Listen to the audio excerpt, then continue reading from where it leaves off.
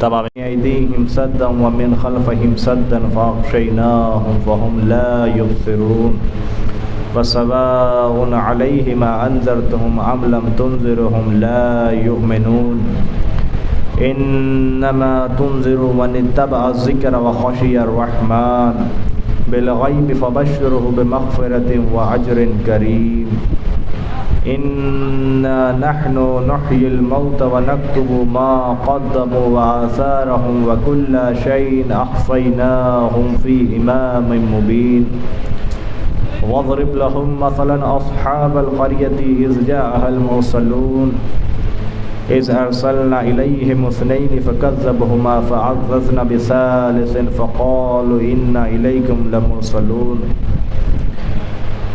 قالوا ما أنتم إلا بشر مثلنا وما أنزل الرحمن من شيء إن أنتم إلا تكذبون قالوا ربنا يعلم إنا إليكم لمرسلون وما علينا إلا البلاغ المبين قالوا إنا تطيرنا بكم لئن لم تنتهوا لنرجمنكم وليمسنكم منا عذاب عليم قالوا طائركم معكم إن ذكرتم بل أنتم قوم مسرفون وجاء من أقصى المدينة رجل يسعى قال يا قوم اتبعوا المرسلين اتبعوا من لا يسألكم أجرا وهم مهتدون صدق الله العلي العظيم صلوات بر محمد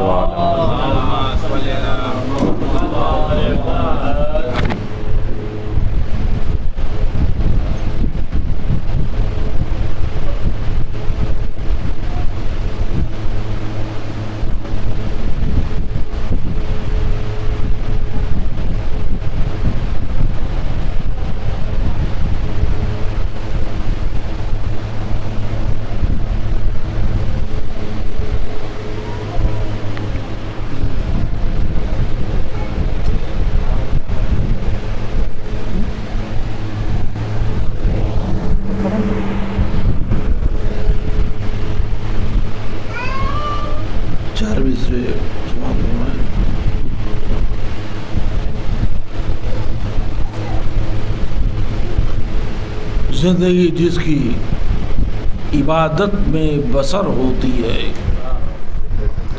زندگی جس کی عبادت میں بسر ہوتی ہے، دین حق کیا ہے اسے خوب خبر ہوتی ہے۔ زندگی جس کی عبادت میں بسر ہوتی ہے، دین حق کیا ہے اسے خوب خبر ہوتی ہے، اور قول مرسل ہے کہ اس سمت میں حق ہوتا ہے، قول مرسل ہے کہ اس سمت میں حق ہوتا ہے۔ ارے صورت حیدر کرار جدھر ہوتی ہے، قول مرسل ہے کہ اس سمت میں حق ہوتا ہے، صورت حیدر کرار جدھر ہوتی ہے۔ ایک صلوات فرماتے ہیں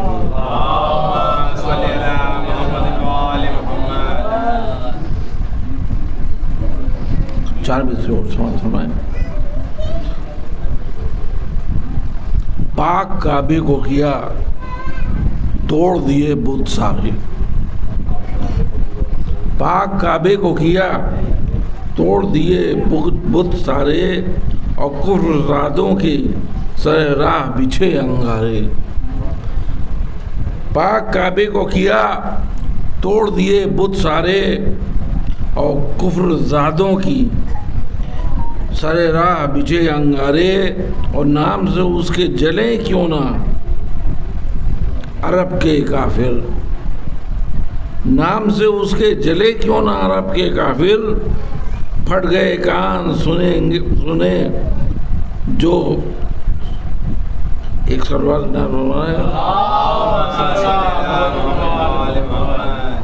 نام سے اس کے جلے کیوں نہ عرب کے کافر. پھٹ گئے کان سن کے جو بجے نقارے.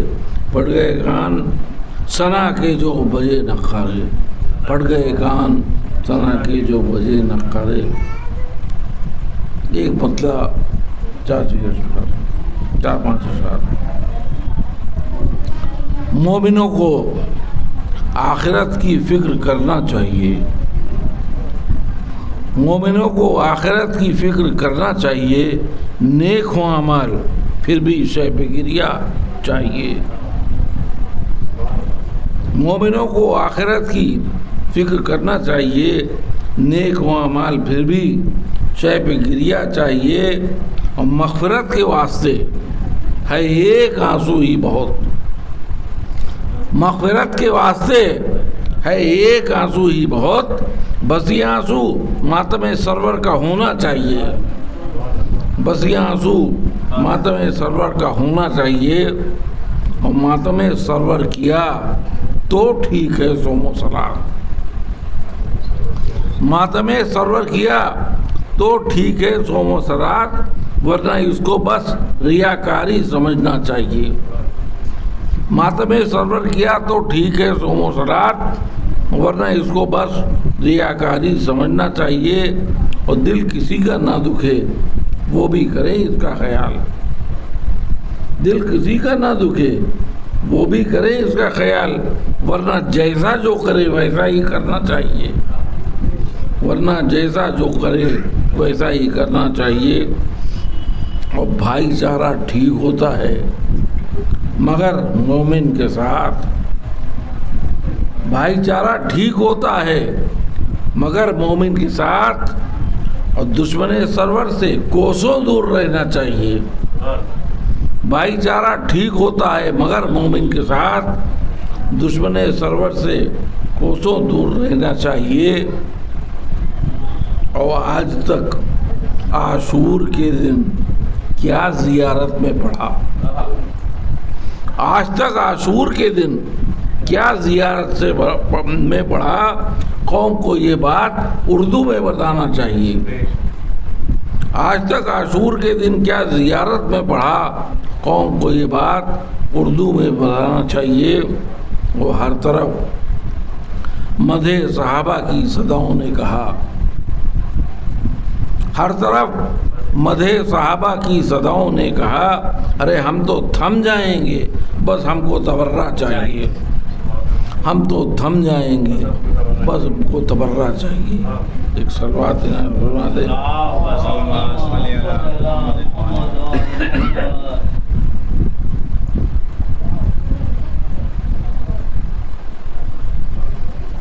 ایک مطلب چند اشعار ایک بار کا پڑھا ہوا کلام ہے.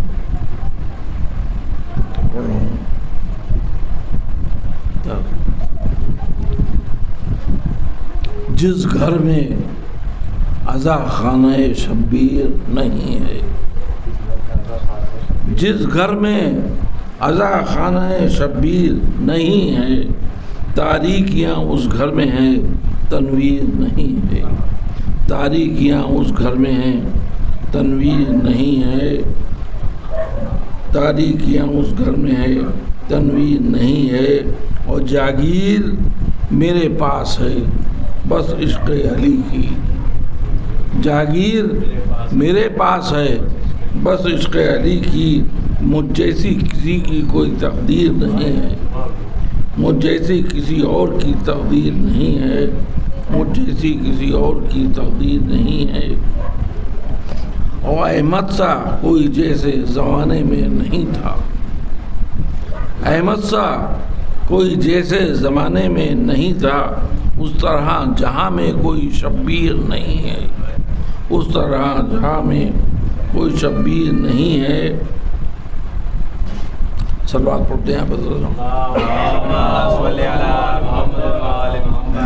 اور تصویر علی حضرت عباس ہیں، لیکن تصویر علی حضرت عباس ہیں، لیکن عباس سی ایسی کوئی تصویر نہیں ہے، عباس سی ایسی کوئی تصویر نہیں ہے۔ مشکیزہ بچانے کے لیے شان قلم ہے، مشکیزہ بچانے کے لیے شان قلم ہے۔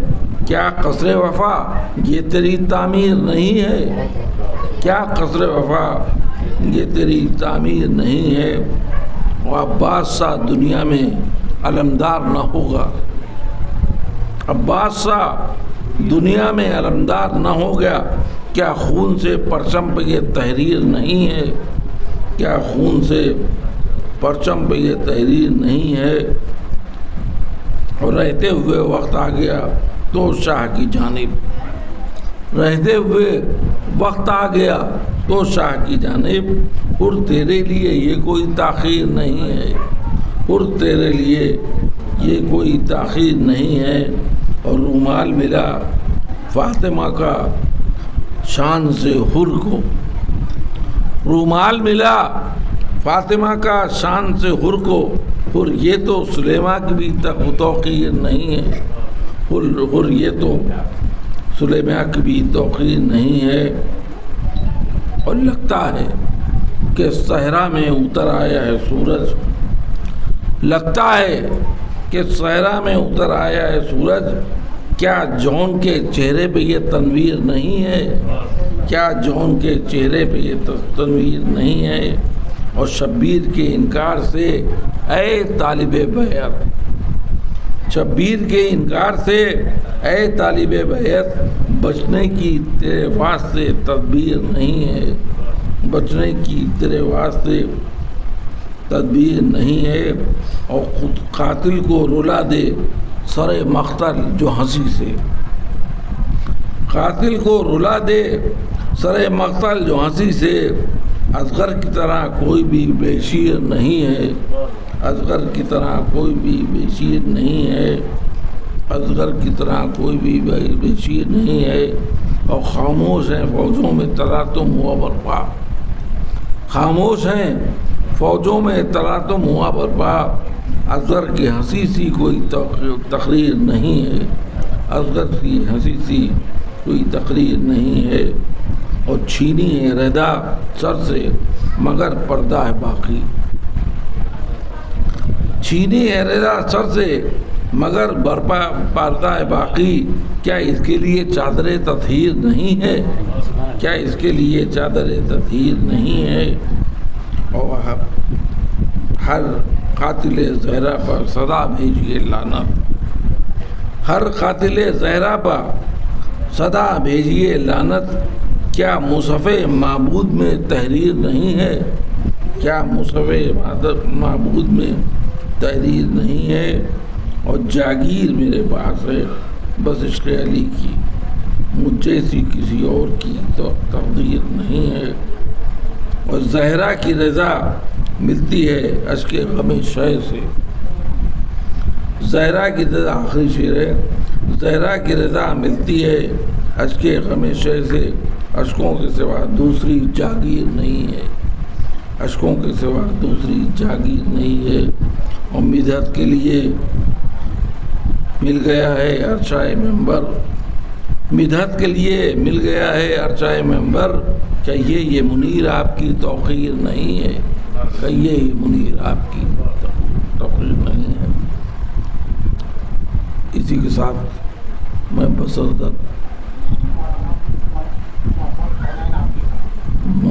عالی جناب مولانا قرآن عبدی صاحب سے گزارش کر رہا ہوں کہ تشریف لائیں، ایک نعرہ صلوات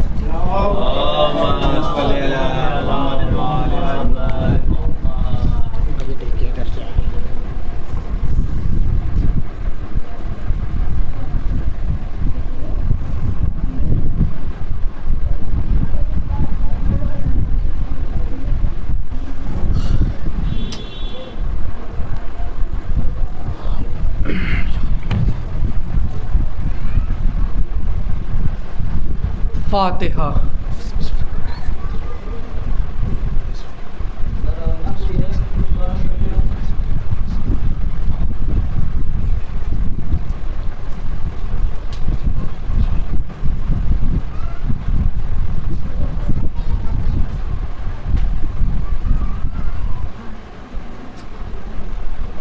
اعوذ باللہ من الشیطان اللعین الرجیم، بسم اللہ الرحمن الرحیم، الحمدللہ رب العالمین، الصلاۃ والسلام علی سید الانبیاء والمرسلین، سیدنا و نبینا و شفیعنا ابو القاسم محمد۔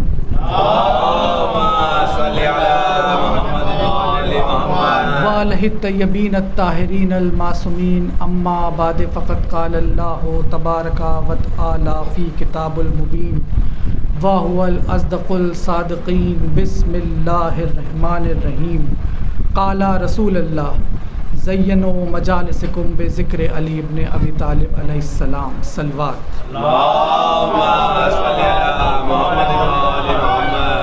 ارشاد پیغمبر ہو رہا ہے کہ زینت دو اپنی مجلسوں کو ذکر علی سے، کیونکہ یہ ذکر میرا ذکر ہے اور میرا ذکر خدا کا ذکر ہے اور خدا کا ذکر عبادت ہے۔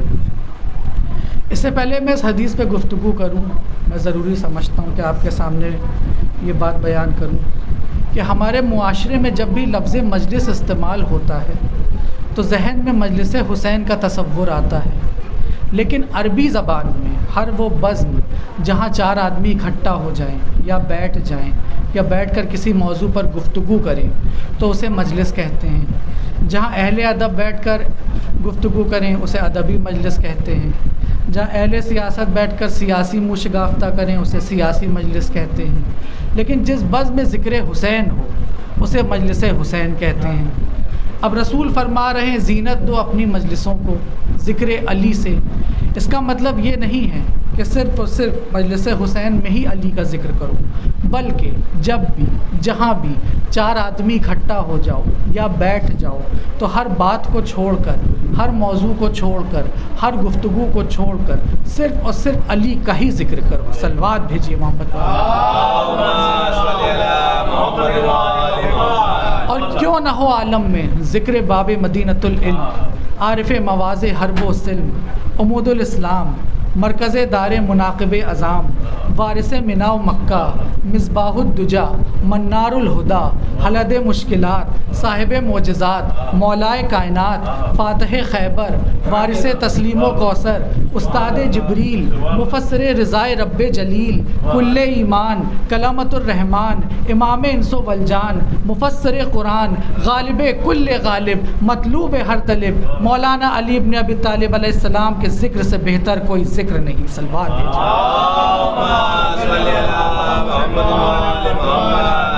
دیکھیے، خطابت اور تقریر کی ایک خوبی ہوتی ہے کہ جملے کم ہوں اور مفہوم زیادہ ہوں، لفظ کم ہوں اور مطلب زیادہ ہوں۔ یہ تقریر کی خوبی ہے، اور تقریر کا عیب یہ ہے کہ ایک بات بیان کرنے کے لیے بہت سے جملوں کا استعمال کیا جائے۔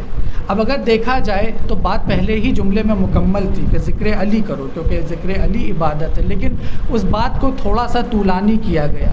تو اب رسول اسلام کی خطابت پر شک کرنا بھی کفر ہے۔ اس کی خطابت پر کون شک کر سکتا ہے؟ ایک جس کی گود میں پلنے والا خطیب منبر سلونی ہوتا ہو، جس کے زبان پر آنے والے جملے آیتیں کہلائیں، جس کے ہاتھوں پر پتھر بھی گویا ہو جائے۔ تو رسول کی ساری حدیثیں ایک طرف، یہ حدیث رسول ایک طرف۔ اب رسول اسلام نے بہت سی حدیثیں بیان کی، لیکن کبھی اتنی وضاحت نہیں کی، کبھی اتنا ایکسپلینیشن نہیں دیا، کبھی اتنا ڈیٹیل میں نہیں سمجھایا کہ ذکر علی کیوں کرو اور کس لیے کرو، کیونکہ یہ میرا ذکر ہے اور میرا ذکر خدا کا ذکر ہے اور خدا کا ذکر عبادت ہے۔ آپ نے بہت سی حدیثیں بیان کی، آپ نے نماز کا حکم دیا، آپ نے کہا نماز پڑھو، نماز مومن کی معراج ہے، لیکن اتنی وضاحت نہیں کی، اتنا ایکسپلینیشن دینے کی ضرورت نہیں پڑی کہ مومن کی معراج کیوں ہے۔ آپ نے کہا نماز پڑھو، نماز دین کا ستون ہے، لیکن اتنی وضاحت نہیں کی، اتنا ایکسپلینیشن نہیں دیا کہ کیوں دین کا ستون ہے. لیکن جب ذکر علی کے لیے کہا تو وضاحت بھی کر دی کہ یہ ذکر کس کا ذکر ہے اور ذکر کرنا کیوں عبادت ہے، اور یہ خدا کا ذکر ہے اور خدا کا ذکر عبادت ہے. بھائی آپ نے جب اتنی حدیثیں بیان کی، اتنے آپ نے مسئلے بیان کیے، تو آپ ذکر علی کا بھی حکم ویسے ہی دے دیتے. تو رسول اسلام فرمائیں گے کہ پوچھنے والے یہ نہیں پوچھیں گے کہ نماز کیوں پڑھیں، پوچھنے والے یہ نہیں پوچھیں گے کہ روزہ کیوں رکھیں، پوچھنے والے یہ نہیں پوچھیں گے کہ حج کیوں کریں، پوچھنے والے یہ نہیں پوچھیں گے کہ زکوٰۃ کیوں دیں، پوچھنے والے صرف یہی پوچھیں گے کہ ذکر علی کیوں کریں. بھائی اس کی بھی ایک دلیل ہے کہ جب بھائی آپ اس کو ایسے سمجھیے کہ جو عبادت کا تعلق ہے وہ بدن سے ہے، لیکن جو ذکر علی کا تعلق ہے وہ نسب سے ہے. اور اس کی دلیل یہ ہے کہ جب عرب میں کوئی بچہ پیدا ہوتا تھا تو باپ جاننے کے لیے کہ بچہ حلالی ہے یا غیر حلالی، بچے کو گود میں لے کے اس راستے پہ کھڑا ہو جاتا تھا جس راستے سے مولا علی گزرنے والے ہوتے تھے. اور جب بچہ پاس آتا تھا اپنے باپ کے ساتھ تو باپ یہ دیکھنے کے لیے کہ بچہ حلالی ہے یا غیر حلالی ہے تو بچے کا جو چہرہ ہے وہ مولا علی کی طرف کر دیتا تھا. اگر بچہ مولا علی علیہ السلام کو دیکھ کے مسکرا دیا تو وہ حلالی مانا گیا، اور اگر اس کا چہرہ بگڑ گیا تو وہ غیر حلالی مانا گیا. میں کہوں گا یا علی، وہ لوگ کتنے خوش نصیب تھے جو آپ کو دیکھ سکتے تھے، آپ کی زیارت کر سکتے تھے. اور اگر ہمیں کسی کا حسب نسب پتہ کرنا ہو تو ہم کیا کریں؟ مولا کہیں گے گھبراتا کیوں ہے؟ میں نہیں، میرا ممبر تو ہے، ممبر کے آگے میرا مجمع تو ہے، بس میرا ذکر کرتا جا، جو جو خوش ہوتا جائے، حلالی جس کا چہرہ بگڑتا جائے، غیر حلالی. سلوات بھیجیے.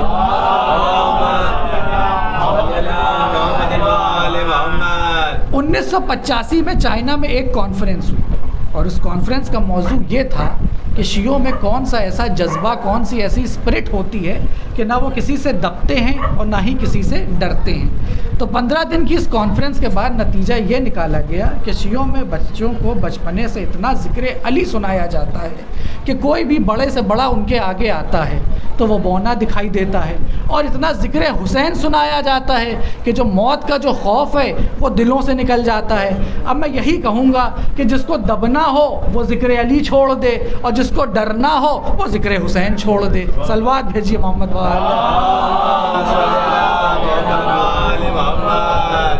دیکھیے اللہ کے صفات کے جو مظہر ہیں وہ بھائی مولا علی ہیں. اللہ کی محبت جس میزان میں تولی جاتی ہے وہ ولایت علی ہے. اور ہر انسان جو ہے وہ دنیا میں اعمال کر رہا ہے، دنیا میں عبادتیں کر رہا ہے، نمازیں پڑھ رہا ہے. کیوں پڑھ رہا ہے؟ اس لیے پڑھ رہا ہے کہ جنت مل جائے، جہنم سے بچ جائیں. حج کر رہا ہے، کیوں حج کر رہا ہے؟ کہ بھائی جنت مل جائے، جہنم سے بچ جائے. روزے رکھ رہا ہے، کیوں رکھ رہا ہے؟ اس لیے رکھ رہا ہے کہ بھائی جنت مل جائے، جہنم سے بچ جائے. زکوٰۃ دے رہا ہے، لوگوں کے ساتھ صلہ رحم سے پیش آ رہا ہے. کیوں آ رہا ہے؟ ہر ایک کے پیچھے موٹو کیا ہے؟ بھائی موٹو تو ہر کام کا یہی ہے. حد تو یہ ہے کہ اچھے اخلاق سے ایک دوسرے سے پیش آ رہا ہے، تو اس کے پیچھے بھی کیا موٹو ہے؟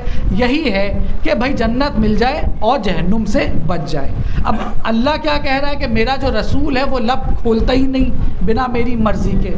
رسول کی جو زبان ہے وہ اللہ کا کلام ہے، اور اللہ یہ کہہ رہا ہے کہ میرا رسول لب کھولتا ہی نہیں بنا میری مرضی کے. تو اللہ نے رسول کے ذریعے یہ کہلوا دیا کہ کہہ دو کہ اگر تمام لوگ ولایت علی پر اکٹھا ہو جاتے تو شاید میں جہنم کو خلق ہی نہ کرتا. سلوات بھیجیے محمد رسول اسلام نے فرمایا یا علی ولایت کا مومن اعمال، اے علی آپ کی ولایت مومن کے اعمال کی روح اعمال، مومن کے اعمال کی روح ہے. تو اب اگر دیکھا جائے تو جسم کا جو سارا دار و مدار ہے وہ روح پر ٹکا رہتا ہے. بھائی جو ہمارا جسم ہے وہ 3 چیزوں سے مل کر بنا ہوا ہے. ایک جسم جو مٹی کا ہے، ایک روح جو اللہ کا امر ہے، اور ایک نفس جو ہم سے اچھے برے کام کرواتا ہے. بھائی ہم 3 کے ماننے والے تو ہیں نہیں، تو اسی لیے ہمارے جسم میں روح کے ساتھ ساتھ خوشبو بھی ہے. تو جب کسی کا انتقال ہوتا ہے تو بھائی اگر کسی سے یہ کہا جائے کہ اگر خدا نہ کرے کسی کا انتقال ہو گیا اور کہا جائے تو بھائی کیا ایسا مسئلہ ہے، اگر انتقال ہو گیا بھئی آپ کے یہ باپ تھے یا ماں تھی یا بھائی تھا یا بہن تھے، رکھے رہیے جسم، رکھے رہیے، روز دیکھیے گا، زیارت کریے گا. تو لوگ کیا کہیں گے کہ آپ کیا احمق ہو گئے، دیکھ نہیں رہے کہ جسم سے روح نکل چکی ہے، تو جب روح نکل چکی ہے تو ابھی کچھ دیر میں بدبو آنے لگے گی، جسم سڑنے لگے گا، تو آپ کو نہیں لگتا کہ اس کا کفن کرنا چاہیے، اس کو کفن دینا چاہیے، اس کو دفن کرنا چاہیے؟ تو کہیں گے ہاں یہ بات تو ٹھیک ہے۔ اب رسول اسلام کیا کہہ رہے ہیں؟ یا علی ولایت کا روح الاعمال، اے علی آپ کی ولایت مومن کے اعمال کی روح ہے۔ اب لوگ ہیں بڑی نمازیں پڑھ رہے ہیں، بڑے حج کر رہے ہیں، بڑے روزے رکھ رہے ہیں، لیکن مولا علی کی ولایت تو ہے نہیں۔ تو جب مولا علی کی ولایت نہیں ہے تو اس کا مطلب روح بھی نہیں ہے، تو جب روح بھی نہیں ہے تو خوشبو بھی نہیں ہے، تو جب خوشبو نہیں ہے تو اس کا مطلب بدبو ہے، تو بدبو ہے تو اسی وجہ سے کبھی نماز میں منہ ادھر کر رہے ہیں تو کبھی ادھر کر رہے ہیں۔ صلوات بھیجیے محمد وآل محمد۔ سارا حیدری نعرہ صلوات۔ اب ایسے کتنے دور گزرے، ایسے کتنے واقعات گزرے کہ لوگ آئے مولا علی کے پاس آئے، ساسا ابن سوہان مولا علی کے پاس آتے ہیں کس رمضان اور پوچھتے ہیں کہ یا علی آپ افضل ہیں کہ آدم افضل ہے؟ مولا علی نے فرمایا کہ ہم آدم سے افضل ہیں۔ تو ساسا ابن سوہان نے پوچھا کہ اس کا کیا سبب ہے، اس کی کیا وجہ ہے، اس کی وضاحت کر دیجئے، اس کو ایکسپلین کر دیجئے۔ تو مولا علی نے کہا کہ بھائی اس کا سبب یہ ہے کہ آدم کو گیہوں کھانے سے روکا گیا، پھر بھی انہوں نے کھا لیا، لیکن ہمیں کبھی روکا بھی نہیں گیا، پھر بھی ہم نے نہیں کھایا۔ پھر ساسا ابن سوہان نے پوچھا یا علی آپ افضل ہیں کہ نوح افضل ہیں؟ مولا علی نے فرمایا کہ ہم نوح سے افضل ہیں۔ تو ساسا ابن سوہان نے کہا اس کا سبب کیا ہے؟ مولا علی نے کہا اس کا سبب یہ ہے کہ نوح پر جب مصیبتیں پڑیں تو نوح نے بد دعا کے لیے ہاتھ بلند کر لیے، لیکن جب ہم پر مصیبتیں پڑیں ہم نے کبھی بد دعا کے لیے ہاتھ نہیں بلند کیے۔ میں کہوں گا یا علی نوح کا ہاتھ اٹھانا اور ہے، آپ کا ہاتھ اٹھانا اور ہے، کیونکہ نوح کے ہاتھ ہیں اور آپ کے ہاتھ خدا کے ہاتھ ہیں۔ پھر ساسا ابن سوہان نے پوچھا یا علی آپ افضل ہیں کہ ابراہیم افضل ہیں؟ مولا علی نے فرمایا کہ ہم ابراہیم سے افضل ہیں۔ تو ساسا ابن سوہان نے کہا اس کا کیا سبب ہے، اس کی کیا وجہ ہے، اس کو بھی ایکسپلین کر دیجئے، اس کی بھی وضاحت کر دیجئے۔ تو مولا علی نے کہا کہ بھائی اس کا سبب یہ ہے کہ ابراہیم نے کہا کہ پالنے والے تو دکھا دے کہ تو مردے کیسے زندہ کرتا ہے۔ تو آواز غیب آئی کہ کیا یقین نہیں ہے؟ تو کہا نہیں یقین تو ہے لیکن دیکھ لوں تو یقین میں اضافہ ہو جائے گا۔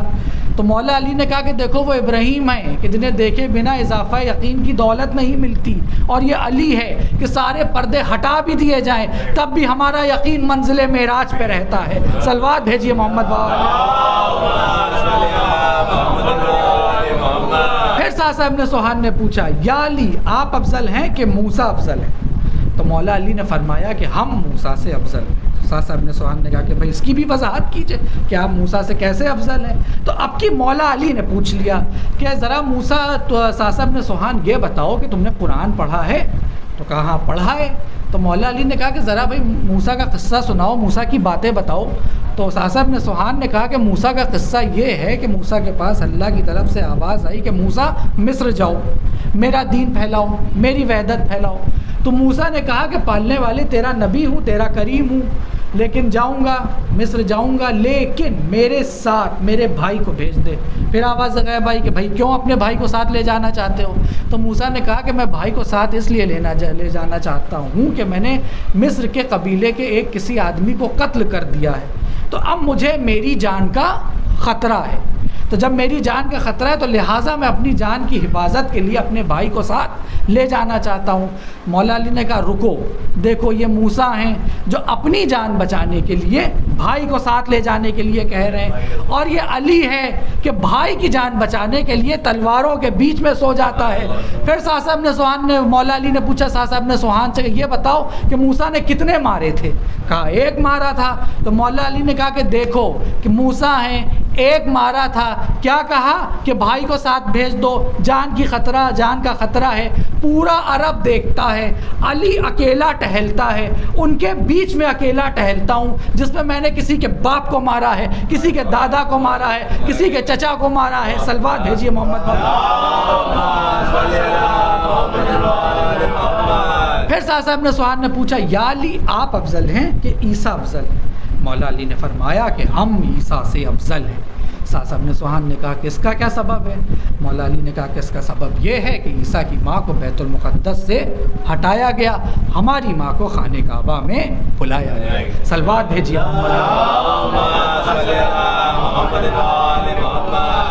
خلیفہ دوم جب تخت پہ تھا تو بھائی جیسا میں نے ابھی آپ کے سامنے عرض کیا کہ جو عبادت ہے تو بھائی اس کا تعلق جسم میں، لیکن جہاں پہ بات ولایت علی اور ذکر علی کی آتی ہے تو اس کا تعلق جو ہے وہ صرف نسب سے ہے، صرف اور صرف نسب سے ہے۔ تو جب خلیفہ دوم تخت پہ تھا اور اس نے اسلام پھیلانا شروع کیا تلوار کے زور پر، اور ہر طرف اس نے خوریزی مچا رکھی تھی، ایک قتل عام مچا رکھا تھا، تو اسی زمانے میں اللہ کی طرف سے عذاب بن کر باڑھ نازل ہوئی، اور اس قدر کہ بارش ہوئی کہ پہلے لوگوں کے کھیت کھلیان ڈوبے، پھر اس کے بعد لوگوں کے گھر ڈوبے، پھر لوگوں کے ڈوبنے کی باری آنے لگی۔ تو جب لوگوں کے ڈوبنے کی باری آنے لگی تو لوگ اس کے پاس آئے اور اس سے کہا کہ تو نے جو اتنی خوریزی مچا رکھی ہے تو مجھے لگتا ہے کہ اللہ کی طرف سے عذاب بن کر یہ باڑھ نازل ہوئی ہے۔ تو یہ ڈرا، اور جب ڈرا تو آ کے کھڑا ہو گیا اسی در پر، یا علی آپ نہ ہوتے تو میں ہلاک ہو جاتا، یا علی آپ نہ ہوتے تو میں ہلاک ہو جاتا۔ اچھا جب بھی کہا یہی کہا، یا علی آپ نہ ہوتے تو میں ہلاک ہو جاتا، بھئی یہ بھی تو کہہ سکتا تھا یا علی آپ نہ ہوتے تو میں مر جاتا، یا علی آپ نہ ہوتے تو میں شہید ہو جاتا۔ یہ جانتا تھا، یہ خوب جانتا تھا کہ یہ جب بھی مرے گا ہلاکت کی ہی موت مرے گا۔ پھر اس نے کہا، پوچھا کہ یا علی کیا ہم لوگ سب مارے جائیں گے؟ کیا جیسے جناب نوح کے زمانے میں دنیا پانی پانی ہو گئی تھی، کیا پھر سے دنیا پانی پانی ہو جائے گی؟ مولا علی نے کہا ٹھہر۔ اب منظر کیا ہے کہ مولا علی آگے آگے اور یہ ملون اور تمام مجمع پیچھے پیچھے۔ اب مولا علی آئے، ایک بندلی پر آئے، ایک بندس پر آئے، اور جب اس بندگی پہ آئے تو پھر جب وہاں پر آ کے انہوں نے بلندی پہ دیکھا کہ جو سمندر کا پانی ہے وہ لہریں مار مار کے آگے کی جانب آ رہا ہے، تو مولا علی نے ایک نظر کی اور پھر دعا کے لیے ہاتھ بلند کیے۔ تو ابھی انہوں نے ہاتھ نیچے کیے بھی نہ تھے کہ جس تیزی اور رفتار سے پانی آگے کی جانب آ رہا تھا اسی تیزی اور رفتار سے پانی پیچھے کی جانب جانے لگا۔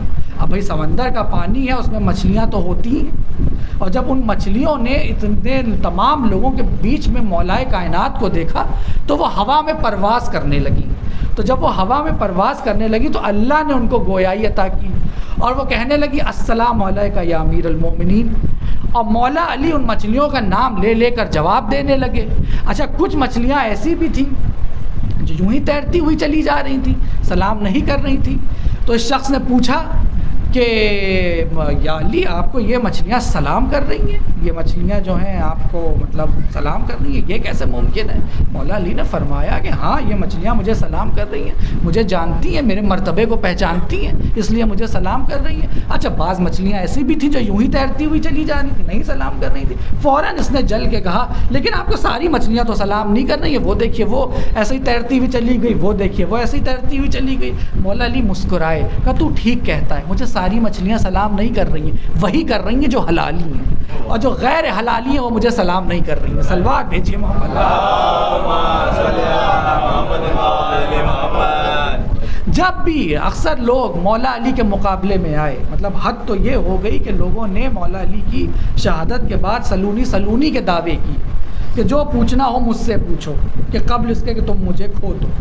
اسی میں ایک گزرا ہے سبط بن جوزی، یہ جو تھا بغداد کی مسجدوں میں درس دیا کرتا تھا، بیٹھا ہوا لیکچر جسے کہتے ہیں دیا کرتا تھا، اور سلونی کا دعویٰ کرتا تھا، کلیم کرتا تھا کہ جو پوچھنا ہو مجھ سے پوچھ لو، کہ نہیں کہ تم مجھے کھو دو یا میں تمہارے درمیان سے ہٹ جاؤں یا چلا جاؤں۔ اور لوگوں کا ایک وہاں پہ جب میں غفیر رہتا تھا، لوگ ایک مجمع، اس میں مولا علی کے چاہنے والے بھی ہوتے تھے اور نہیں بھی ہوتے تھے، تو اس مجمع میں ان چاہنے والوں میں ایک مولا علی کی چاہنے والی ایک مومنہ تھی۔ تو جب اس نے یہ سلونی کا دعویٰ سنا تو اس کو بڑا غصہ آیا کہ اس کی یہ مجال کہ یہ سلونی کا دعویٰ کر رہا ہے میرے مولا علی کے مقابلے میں۔ تو وہ مومنہ بے باک ہو کر اپنی جگہ سے اٹھی اور کہا کہ سبط بن جوزی میں تجھ سے ایک سوال پوچھتی ہوں، نہ وہ آسمان سے اوپر کا ہوگا، نہ وہ زمین سے نیچے کا ہوگا، نہ وہ کوئی دین کا ہوگا، نہ وہ کوئی دنیا کا ہوگا۔ میں تجھ سے ایک تاریخی سوال پوچھتی ہوں، ایک میں تجھ سے ہسٹری کا سوال پوچھتی ہوں۔ تو کہا ہاں پوچھو۔ تو کہا کہ یہ بتاؤ کہ جب تیسرے خلیفہ مرے تھے تو مولا علی کہاں تھے؟ تو کہا مولا علی مدینے میں تھے۔ تو کہا کہ یہ بتاؤ کہ جب تیسرا خلیفہ مرا تھا تو کیا اس کا جنازہ 3 دن تک پڑا رہا تھا؟ تو کہا ہاں اس نے ہاں پڑا رہا تھا۔ اور کہا 3 دن کے بعد اس کے جنازے کو یہودیوں کے قبرستان میں دفنا دیا گیا تھا؟ کہا ہاں دفنا دیا گیا تھا۔ اور کہا تو مولا علی اس کے کفن کے لیے نہیں آئے تھے؟ کہا نہیں آئے تھے۔ کہا اس کو دفن کرنے کے لیے نہیں آئے تھے؟ کہا نہیں آئے تھے۔ تو یہ جھنجھلانے لگا کہ تم پوچھنا کیا چاہتی ہو آخر. تو کہا اچھا پھر اب یہ بتاؤ کہ جب سلمان فارسی کا مدائن میں انتقال ہوا تھا، ان کی وہاں وفات ہوئی تھی، تو کیا مولا علی مدائن گئے تھے؟ تو کہاں گئے تھے؟ کہا کیوں گئے تھے؟ کہا ان کے دفن کے لیے گئے تھے، ان کے کفن کے لیے گئے تھے. تو اس مومنہ نے کہا تو ایک بات ذرا مجھے بتاؤ، ایک بات ذرا مجھے کلیئر کرو، کیا تیسرا خلیفہ مسلمان ہی نہیں تھا؟ بھائی تب تو مولا علی یہیں موجود تھے، نہ اس کے دفن کے لیے آئے نہ کفن کے لیے آئے. لیکن جب مدائن میں سلمان فارسی کی وفات ہوئی تو وہ مدائن تک چلے گئے. تو کیا مولا علی تیسرے خلیفہ کو مسلمان ہی نہیں مانتے تھے؟ اب یہ پھنسا. اب اگر یہ کہہ دے کہ معاذ اللہ کہ بھائی مولا علی نے غلطی کی، وہ دفن کفن کرنے نہیں آئے، تو بھی دین سے خارج ہو جائے گا. اور اگر یہ کہہ دے کہ تیسرا خلیفہ مسلمان ہی نہیں تھا تو بھی دین سے الگ ہو جائے گا. تو اس نے چاہا کہ میں بات کو ڈائیورٹ کر دوں، بات کو میں گھما دوں. تو اس نے بہت ہی غصے میں پوچھا کہ یہ بتا تو یہاں کس کی مرضی سے آئی ہے؟ تو اپنی مرضی سے آئی ہے یا اپنے شوہر کی مرضی سے آئی ہے؟ اگر تو اپنی مرضی سے آئی ہے تو تجھ پر لعنت، اپنے شوہر کی مرضی سے آئی ہے تو اس پر لعنت. تو اس مومنہ نے کہا اچھا ٹھیک ہے، اپنی بات پر رہنا سبط بن جوزی، اگر میں اپنی مرضی سے آئی ہوں تو مجھ پر لعنت، اور اپنے شوہر کی مرضی سے آئی ہوں تو شوہر پر لعنت. کہا تو کہا یہ بتاؤ سبط بن جوزی، جنگ جمل میں مولا علی کے مقابلے میں جو عورت آئی تھی وہ کس کی مرضی سے آئی تھی؟ بھائی رسول تو رحلت فرما چکے تھے. تو جب رسول رحلت فرما چکے تھے تو اس سے پہلے اس کا مطلب وہ اپنی مرضی سے آئی تھی. تو مجھ سے پہلے لعنت کی حقدار وہ ہوئی. اب یہ ہر طرف سے تو یہ پھنس گیا. تو فوراً اس نے اپنا بوریا بستر سمیٹا اور پھر یہ کہیں بھی واعظ دیتا، درس دیتا دکھائی نہ دیا. صلوات بھیجیے محمد. دیکھیے حضرت علی علیہ السلام کی ولایت کے لیے اللہ نے سورہ مائدہ میں رسول اسلام سے کہا کہ اگر تم نے مولا علی کی ولایت کا اعلان نہ کیا تو کار رسالت کا کوئی بھی کام انجام نہ دیا. اور آیت مسحاق میں آدم سے لے کے نوح سے لے کے ابراہیم سے لے کے موسیٰ سے لے کے عیسیٰ تک سب سے یہ کہا کہ اگر آخری نبی کی نصرت نہ کی تو نبوت چلی جائے گی. اور ادھر یہ کہا کہ مولا علی کی ولایت کا اعلان نہیں کیا تو رسالت چلی جائے گی. تو اس کا مطلب بھائی یہ نکلا کہ تمام نبیوں کی جو نبوت ہے وہ آخری نبی کی نصرت پر ٹکی ہے، اور آخری نبی کی جو رسالت ہے وہ مولا علی کی ولایت پر آ کے رکی ہے. اور یہ بھی بھائی سنتے چلیے کہ اللہ نے اپنے کو ولی کہا، اللہ نے نہ اپنے کو امام کہا، اللہ نے اپنے کو ولی کہا. اور جس آیت میں اپنے کو ولی کہا اسی آیت میں رسول اسلام کو بھی ولی کہا، اور اسی آیت میں مولا علی کو بھی ولی کہا. اور جب مولا علی کو بھی ولی کہا کیونکہ اللہ بھی خوب جانتا تھا کہ یہ لوگ جو ہیں مولا علی کے مقابلے میں ولی بنائیں گے، مولا علی کے مقابلے میں خلیفہ بنائیں گے، مولا علی کے مقابلے میں امام بنائیں گے. تو اللہ نے بھی یہ ثابت کر دیا کہ تم جس کو بھی بناؤ گے، ولی بناؤ گے، امام بناؤ گے، جس کو بھی تم ولی بناؤ گے اس میں اس کی ولایت میں بندہ شریک ہوگا. لیکن اللہ جس کو بنائے گا، علی کو اگر ولی بنائے گا تو علی کی ولایت میں لا شریک ہوگا. اور کہا یہ بھی تم لوگ سمجھ لو کہ تم جس کو بھی ولی بناؤ گے اس کو تم ولی اللہ تو کہو گے لیکن اس کی آنکھوں کو عین اللہ نہیں کہہ پاؤ گے. تم جس کو ولی بناؤ گے اس کو ولی اللہ تو کہو گے، اس کے ہاتھ کو ید اللہ نہیں کہہ پاؤ گے. تم جس کو ولی بناؤ گے اس کو ولی اللہ تو کہو گے لیکن اس کے زبان کو لسان اللہ نہیں کہہ پاؤ گے. تو مولا علی عین اللہ بھی، مولا علی ید اللہ بھی، مولا علی لسان اللہ بھی، مولا علی وجہ اللہ بھی، مولا علی کے دوست رحمت اللہ بھی، مولا علی کے دشمن لعنت اللہ بھی. صلوات بھیجیے محمد.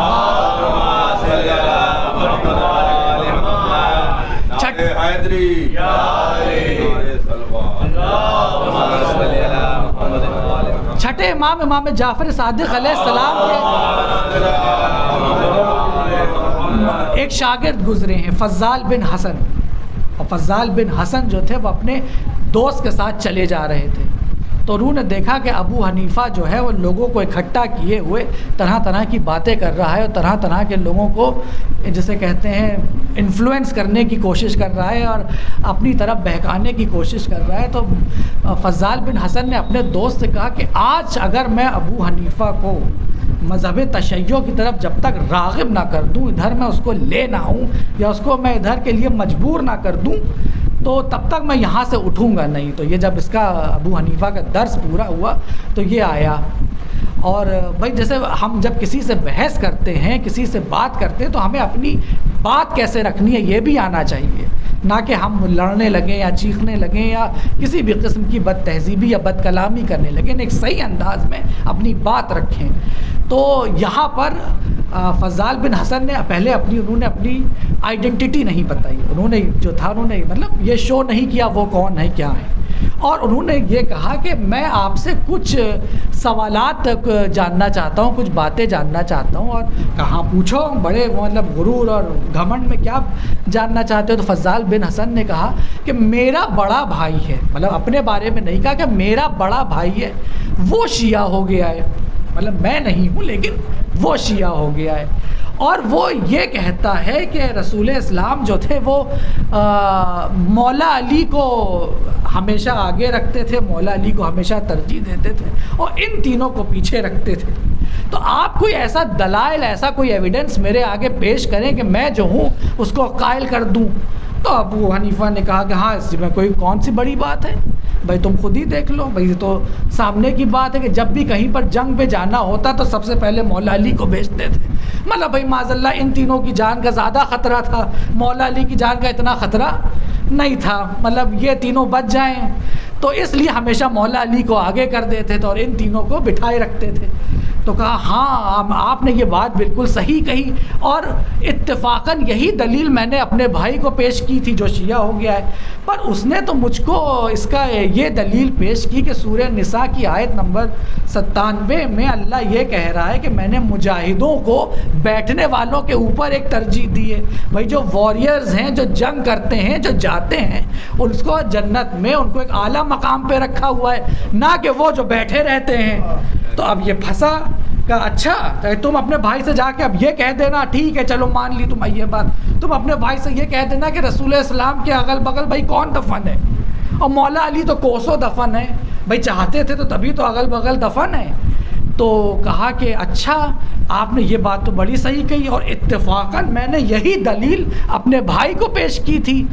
تو میرے بھائی نے کہا کہ رسول اسلام کا جو گھر ہے وہ ان کی ملکیت ہے، وہ ان کی پراپرٹی ہے، اور رسول اسلام کے پراپرٹی میں ان کی ملکیت میں ان کی مطلب اجازت کے بنا آنا ہی غلط ہے، اور ایسی کوئی دلیل، ایسی کوئی مطلب وصیت نہ ان کی نہ ان کے ورثہ کی کسی کی نہیں ہے، کسی کے پاس ایسا کوئی ایویڈنس نہیں ہے، کسی کے پاس نہیں ہے۔ آپ دکھا دیجئے کہ بھئی آپ ان کے رسول اسلام کی وفات کے بعد، شہادت کے بعد جب یہ لوگ مریں تو یہاں لا کے دفنا دینا، تو ایسی تو کوئی وصیت نہیں ہے، ایسا تو کوئی کہیں نہیں کہا گیا ہے۔ تو اس نے پھر اس پہ اپنی تیسری بات رکھنا چاہیے، تو تیسری بات یہ رکھنا چاہیے کہ بھئی جو ان کی بیٹیاں تھیں ان کے جو مہر تھے وہ باقی تھے، تو جب مہر باقی تھے تو اس کی وجہ سے جو مہر میں جو جگہ ملی تھی تو اس وجہ سے انہوں نے اپنے اباؤں کو یہاں دفنا دیا۔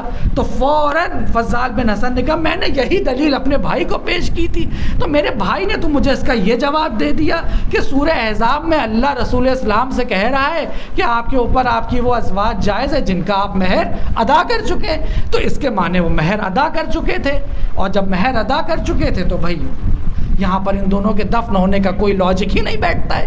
تو پھر چوتھی اس نے اس کے اوپر چال چلی، کہا کہ ارے بھائی جو رسول اسلام کی کچھ پراپرٹی بھی تو تھی، بھائی جو ان کی ملکیت تھی، پراپرٹی تھی، تو اپنی پراپرٹی کے جو حصے انہوں نے اپنی ازواج میں بانٹے تھے، تو اس لیے انہوں نے اپنی وہاں پر اباؤں کو دفنا دیا۔ تو فوراً فضال بن حسن نے جواب دیا کہ آپ کی بات تو صحیح ہے، لیکن جو میرا بھائی شیعہ ہو گیا ہے وہ تو یہ کہہ رہا ہے کہ اہل سنت حضرات تو اس بات پر اتفاق رکھتے ہیں کہ رسول اسلام کوئی بھی پیغمبر جب وفات پاتا ہے تو وہ پراپرٹی چھوڑ کے نہیں مرتا ہے، وہ ملکیت چھوڑ کے نہیں مرتا ہے۔ بھائی اسی بنا پر تو آپ لوگوں نے جناب فاطمہ زہرا کو فدق سے محروم کر دیا۔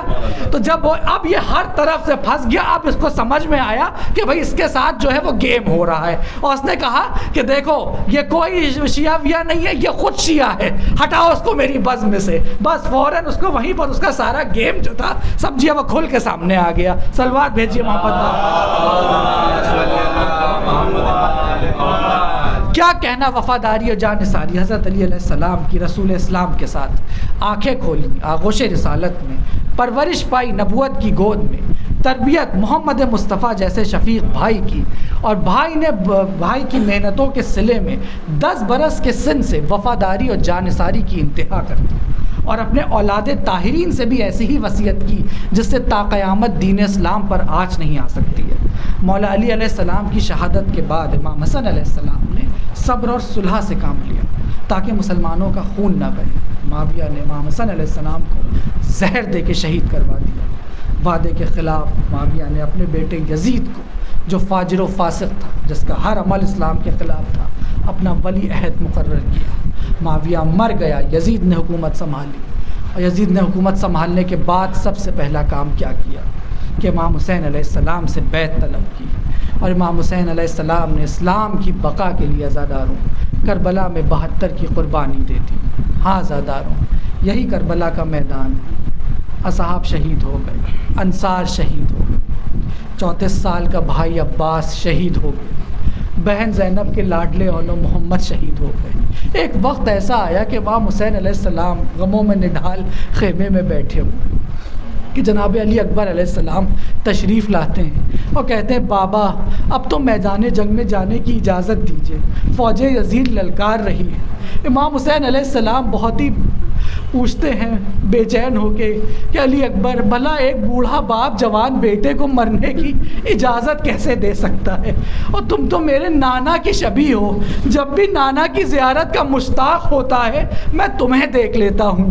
جناب علی اکبر فرماتے ہیں کہ بابا بھلا ایک جوان بیٹا بوڑھے باپ کو شہید ہوتے ہوئے کیسے دیکھ سکتا ہے؟ امام نے کہا علی اکبر جاؤ اپنی ماں اور پھوپھی سے اجازت لے لو۔ جناب علی اکبر اپنی ماں کے پاس آئے اور کہا مادر گرامی مجھے میدان جنگ میں جانے کی اجازت دیے۔ جناب ام لیلہ فرماتی ہیں علی اکبر 18 سال بڑی محنتوں اور منتوں سے پالا ہے، کیا اس دن کے لیے کہ تمہاری جوانی کو کربلا کے خاک اور خون میں غلطہ ہو جانے دوں؟ علی اکبر خاموش ہو جاتے ہیں اور کچھ دیر کے بعد پوچھتے ہیں مادر گرامی ایک سوال پوچھوں آپ سے؟ ماں کہتی ہے بیٹا پوچھو۔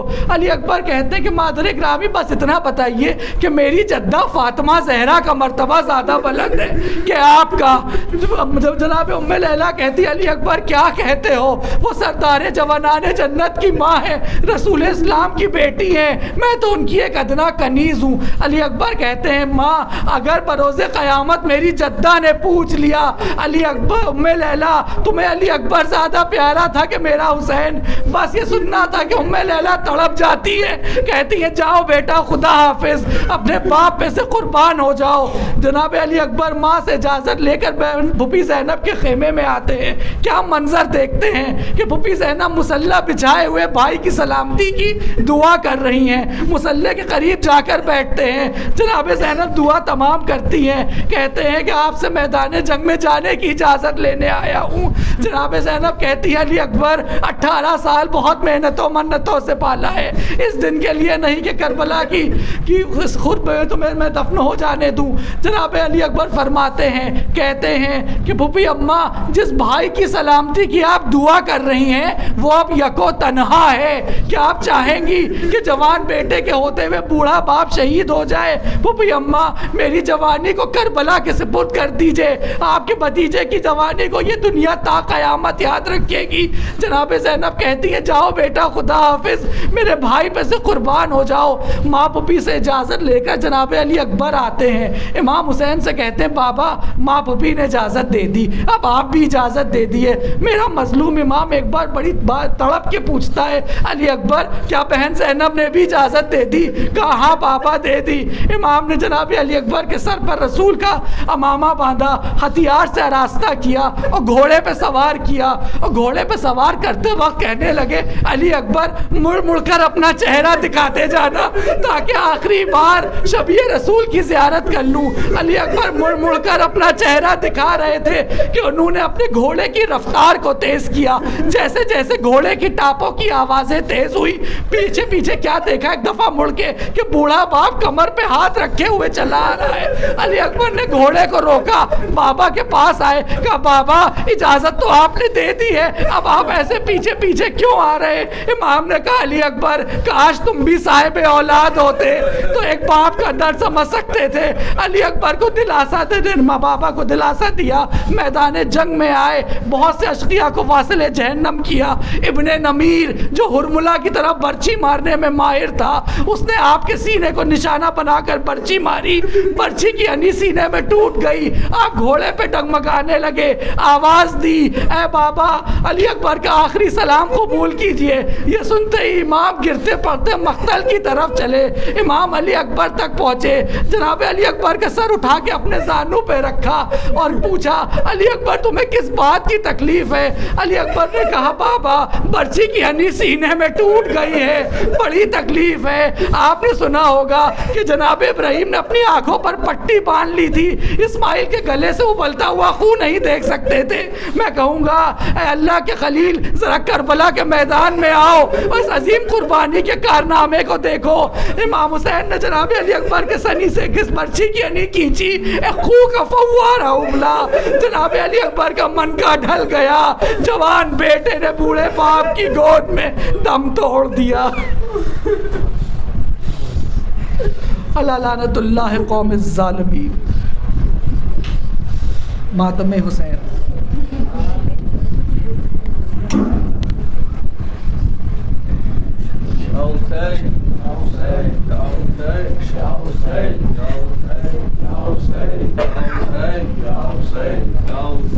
یا حسین